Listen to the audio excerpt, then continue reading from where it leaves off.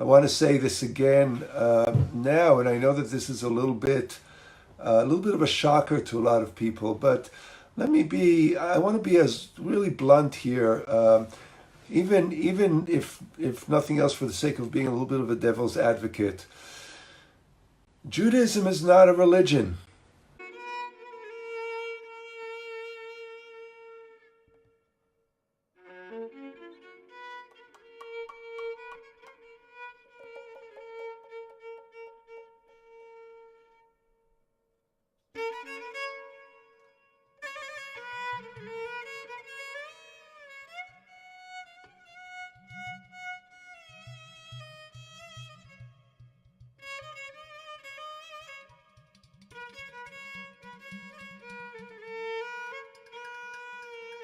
I want to start by reflecting on a conversation I had with a group of prospective new parents for Hebrew Learning Circles last night. And one of the parents asked what exactly what is religious education, and expressed their desire to have, even though they're not religious, to have religious education for their children. So what occurred to me as I was sitting with them and having the discussion is that the term religious education is not really a term that fits in the Jewish framework, in the Torah framework. And the Parsha, this week Parsha Bamidbar, Numbers, I think reflects on that a little bit. And I think I want to share some thoughts about that. When we Jews here in America say, talk about Jewish religion and talking about Judaism as our religion, I think we're confusing terms with a concept that is really not ours. And here's what I'd like to clarify: that most of us, especially those of us who are not educated in the intricacies and the depth of our own tradition, but rather we are influenced by the majority society, so the general frame of mind, the conversation in society. And because we are a Christian majority country, the conversation is a Christian conversation. And I'm not saying this as good or bad. This is not a judgment call. This is just a fact that the terminology and the mindset and the kind of cultural zeitgeist is a Christian one. And when we say religion, we mean religion in a Christian way. And a case in point that makes it really kind of sharpens the distinction here is when people often come to me and say, "Rabbi, I'm against organized religion." In other words, I'm not religious. I'm not into, I'm fine with spirituality, but it's a private thing. And most people say, well, I feel spirituality in nature, and that's about it. I don't need all the mumbo jumbo of religion, and I'm not into organized religion. I don't need synagogue. I don't need hierarchy. I don't need, authority figures around me. I don't need an authoritative book telling me what to do. I just live my life, and I have my spirituality as I experience it. So I want to clarify for those of us who are Jews, suggest to those of us who are Jewish that statement is not a Jewish statement, or that concern is not a Jewish concern. In its origin, it really is, it's a Catholic one. It comes from the dynamics of that are particular to Catholic religion and don't really work in Jewish religion. Now, I said this yesterday at the meeting, and I want to say this again now, and I know that this is a little bit of a shocker to a lot of people, but I want to be as really blunt here, even if nothing else for the sake of being a little bit of a devil's advocate. Judaism is not a religion.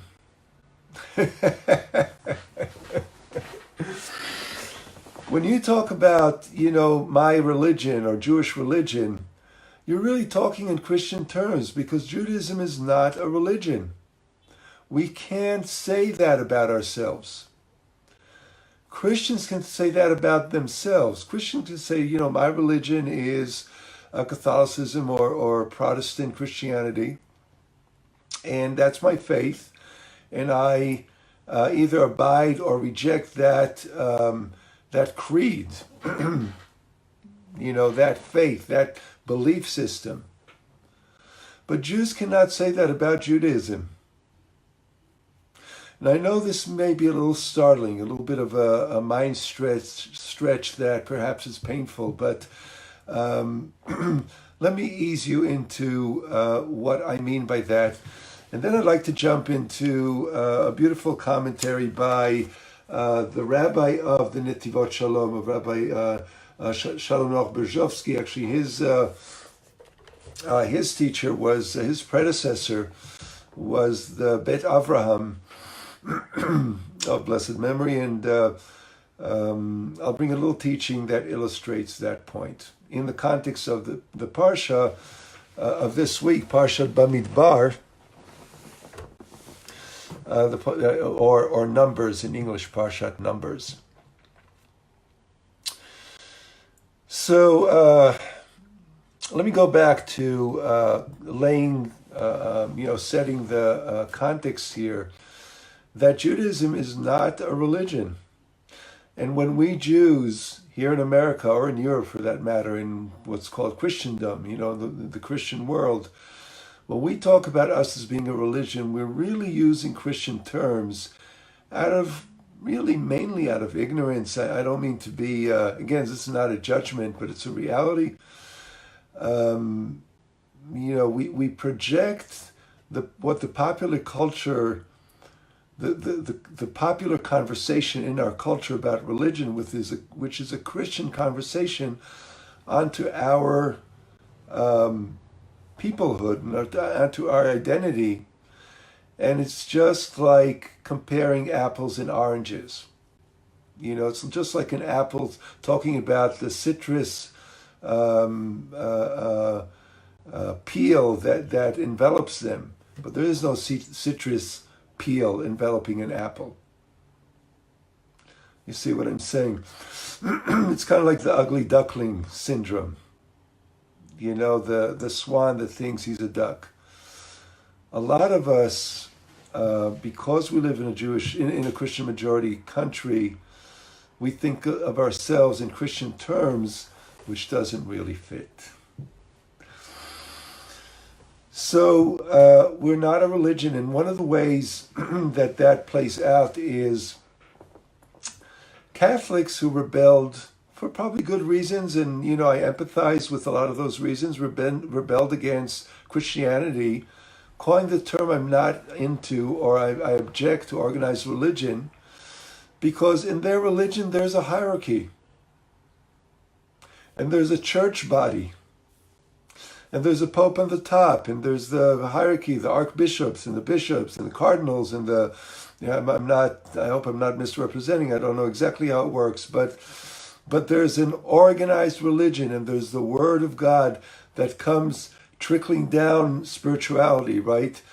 From Jesus through the Pope, through the the branching out system of leadership, down to the plain folk, to the to the plain man and woman in the pew.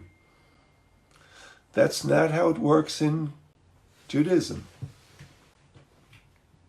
right? There's a certain creed There's a certain belief, a certain acceptance, wholehearted acceptance of, in Christianity, of Jesus as the Son of God and accepting his love into your heart. And, if you don't accept that, you're really not a good Christian. So there's a certain belief system, a certain theology. And there may be different streams, obviously, in Christianity and different takes and angles about what that is. But, there's salvation in the world to come, and, the belief in Jesus, taking that into your heart. There's a whole creed, there's a whole belief. And, and people will use terms as, I take comfort in my faith. Somebody at the meeting said that yesterday, I'm not religious. I don't really believe in God, don't believe in anything. None of, really I never learned Judaism too much. I don't have any meaning in it. I don't know too much about it. I live my life. I know I'm Jewish. But I hear that people take comfort in their faith, and I want to give my children a chance to be exposed to that. So if that would be, a benefit to them, they should have access to that. Wonderful. Wonderful. I hear the thinking. That's not how Judaism works. Because we're not a religion. We do not have a creed. Judaism does not have a theology. There is no Jewish theology. My Rebbe, Reb Zalman Schachter, may his memory be of blessing, once said that that theology, first of all, the term theology is a Christian term. It's Christians in Europe at the time of the Enlightenment, when sort of with the scientific sort of the study of science and rational thinking in the 17th, 18th, 19th century was taking hold, so the Renaissance in Europe. So Christians began the study, the analysis of religion and faith in the universities, applying scientific methodology, rational methodology to scripture and to religion. And that is the logos of God, theology, right? The logos of theo, like criminology. Bad example. But sociology, psychology, right? Those are all the the scientific, the rational study of those fields. So theology is a Christian invention of rational parsing of God and faith, etc. And my Rabbi Reb Zalman said that you want to know Jewish theology? It changes depending on the parsha. Every week, every parsha, there's a different Jewish theology. It's very important to understand these things in order to appreciate and have, to reflect and make informed and knowledgeable choices about Jewish identity on Jewish terms, you see. Because when we apply Christian terms to our identity, we create a confusion that leaves us dissatisfied, I believe. Hence the confusion, hence the the conversation last night where I had to clarify to people that as a Jewish educator, I don't teach religion. I'm sure you're dying to hear, what do I teach and what are the Jewish terms? So I teach Torah. Torah is not religion.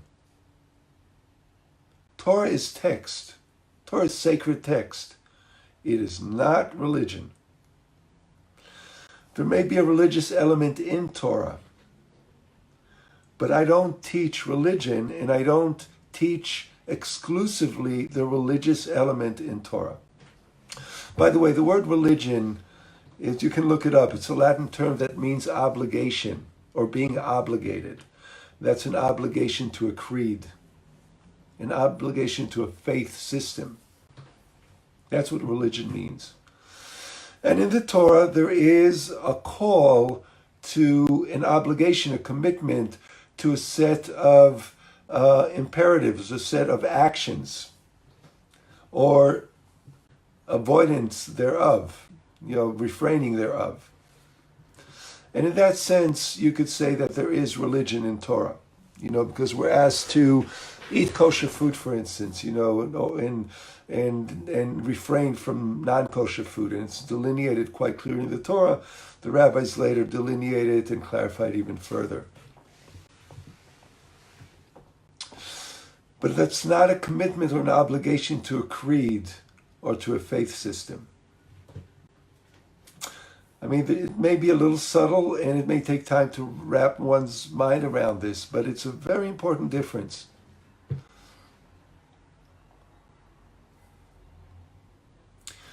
So as a rabbi, as a Jewish educator, I teach Torah.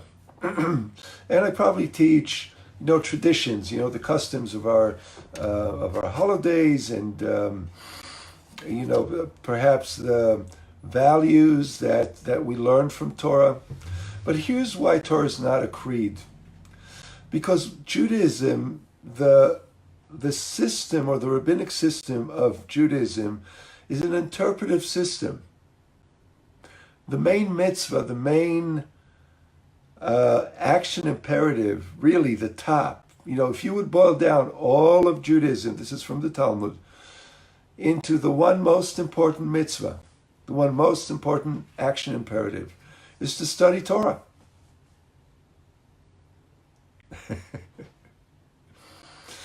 But the Talmud teaches that there's 70 faces to Torah, shiv'im panim la Torah. In other words, there are at least 70 different interpretations to any one sentence in Torah. So where's the theology? What's the creed?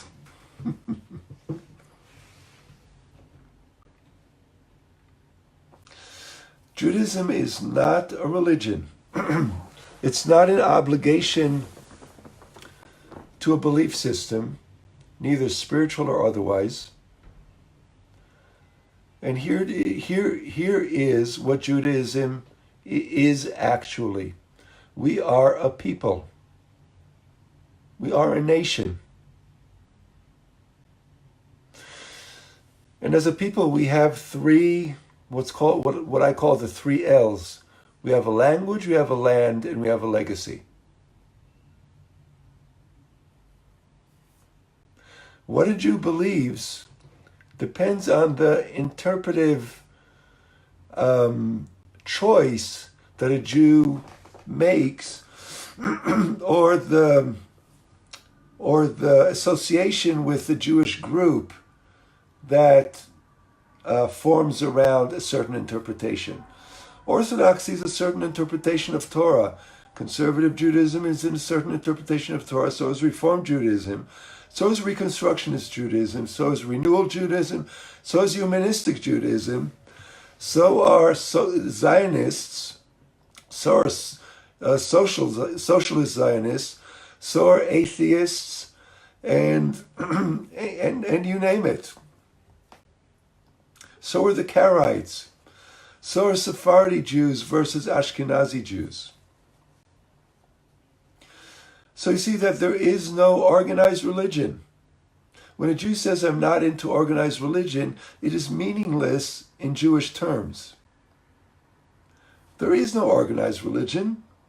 There's an organic organization as Jews who are member of the people by blood or by choice, by conversion, who are part of this bloodline.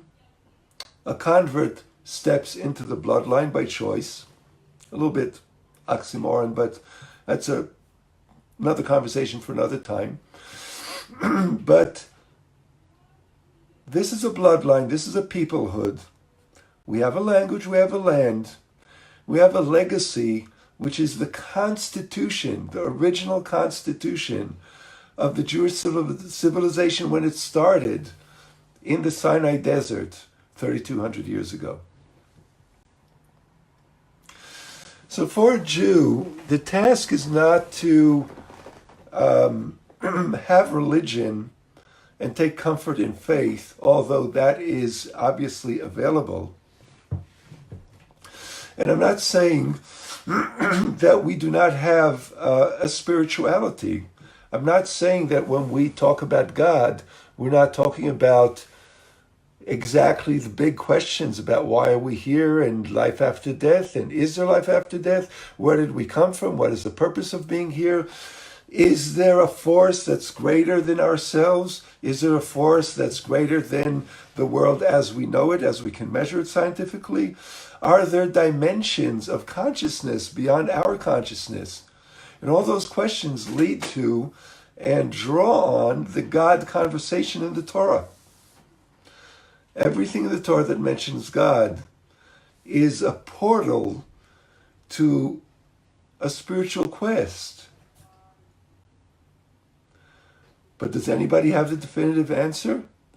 Not on Jewish terms. But yes, when you talk about a religion that has a creed and has a theology and has a very set,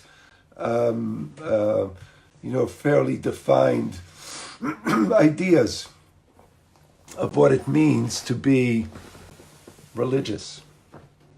Not in Judaism. A Jew is a member of a tribe, is a member of a people. That's who we are. And when we start studying Torah and studying our own tradition and our own story of origin, in our own constitution, and our own sacred text on our own terms, then worlds open up for us. Then we can really start understanding who we are and how we should educate our children.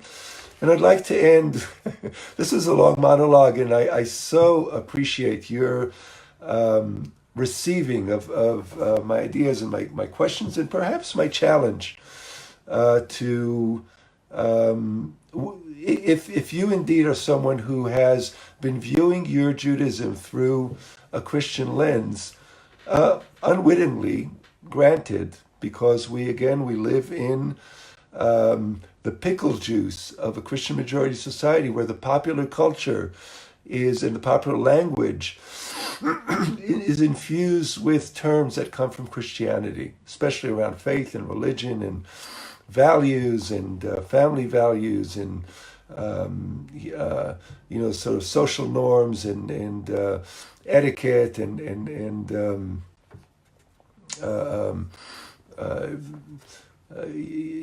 codes of behavior and language and understanding faith and spirituality and human interaction. But we Jews are different. We're organized differently, and the spirituality conversation is a different one, because we do not depend on a creed, on a certain belief, on a shared, on a narrow shared value system. We don't. We're people with many different opinions and one sacred narrative that we interpret and we use as a common language that bonds us together. And here I'm going to jump into the words of the Beit Avram as it's brought in Netivot Shalom by the Slonemer Rebbe. And this is what it means. This is V'zeh bi'u ma'amar Maran Admor beBeit Avraham Zichrono Ya'ir Aleinu. And this is what Beit Avram taught us. May his memory shine upon us. ברוב השנים קוראים בתורה פרשת במדבר קודם קבלת התורה. Most years we read this parsha of Numbers a few weeks before Shavuot, which is the celebration of the receiving of Torah in Sinai. Because this parsha is a census, describes the census that Moses took in the desert of the people, and basically counting all the tribes, all the families, the clans, the tribes, and then arriving at a count of all the people of Israel. And this is instructive to us because it's only by the generality, all the people, the entirety of the people, that we can actually observe the Torah. ואילו יחיד הרי אינו יכול לקיים את כל התורה. It is impossible for an individual to observe the whole Torah. It's impossible for one Jewish person to be religious, as it were, on your own. It's not an individual task. It is the whole people. It is being a member of the people that counts, you see. You see what I'm getting at? It's not a creed we're following, but we're in the collective. We're in our tribal collective, and each person does their piece. Collectively, we observe the entire Torah. You see what I'm saying? What he is saying, rather. Can't take credit. Wiser than I am. ויש מצוות השייכות לזה ויש לזה. ורק בהתאחדות הכלל ישראל ניתן לקיים את כל התורה. It's only when all Jews come together, approaching Torah and implementing Torah in their lives, each in his or her own way, the collective is actually observing the entire religion, as it were. ולקח קודם קבלת התורה כתיב, ויחן שם ישראל ודרשו. And that's why it's written in the Torah that before the Jews in the desert of Sinai received the Torah, it is said that they camped at the foot of the mountain, of Mount Sinai, and it doesn't say they camped. They said he camped. So the rabbis in the Midrash, they interpret that to say, what does it mean? Why does the Torah say he camped? Was it Torah doesn't know grammar? They can't write it properly? It should have said they camped. But it said he camped. and the sages says, no, that is instructive because Ke'ish echad belev echad. They camped there as if they were one person with one heart. It's a statement of unity. That the Torah was received into a mode of unity, into the people of Israel as one, as if we were one person. Now get that. There's something poetic, something beautiful about that. Practically, obviously, we are so many, there's so many of us, exactly the count of the census at the end is 600,000. Households. So could 600,000 households really be as one person? But it's the spiritual poetics of the rabbis. They're saying, yes, we were of one mind in that moment. The Torah was received into a unity of mind and heart. שרק על ידי שנתאחד כלל ישראל יכולים היו לקבל את התורה, and it was only because of that moment of unity that the people were able to be a container to receive the Torah from Sinai. ולכן ואהבת לרעך כמוך הוא כלל גדול בתורה, and that's why you shall love your fellow as yourself is a great principle of Torah, the famous words of Rabbi Akiva. And the interesting thing, just to conclude with this final link, is that the count of the census was that there was 600,000 households of the people of Israel, and the count of the words in the Torah are 600,000 words. Therefore, each original soul of Israel, each original Jewish soul, is one word of the Torah, and there is that synergy between Torah and Israel. So no, we are not religious. We do not have a religion. Judaism is not a religion. And as rabbis and as Jews as students, we're not teaching or learning religion or faith. All we are doing is teaching and learning Torah. And she has 70 faces. Your interpretation counts just as well as anyone else's. Maybe so we blessed with clear and empowered access to the story of our origin, to our sacred text, and to the ancient constitution. I believe that these days, appreciating a constitution, its power and its importance, with current politics, it can't be clearer how much preserving a constitution and the rule of sound mind and sanity and I guess unity around the wisdom of a document, how important it is. May we be blessed in our own way to promote whatever goodness we find in Torah, we find in our own tradition, and have that influence ourselves, our families, our communities, the whole country and the world. Let us say Amen. Be blessed. Continue your good works. I'm Rabbi Reuben Modik with Makom Halev Community out of Nyack, New York, and with Hebrew Learning Circles, our fabulous, unique, home-hosted educational program for kids and adults. You can find out more about us on the web, HebrewLearningCircles.org. And